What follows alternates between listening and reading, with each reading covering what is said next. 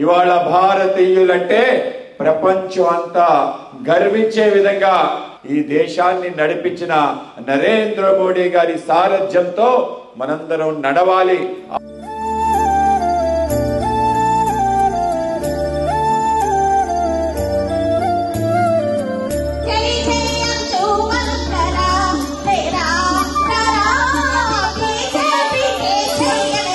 ఇవాళ ప్రతి శిలాపలకం చెప్తుంది నరేంద్ర మోడీ గారు నేరుగా మన గ్రామానికి ఇచ్చిన నిధుల కారణంగా ఈ అభివృద్ధి కార్యక్రమాలన్నీ జరిగాయి.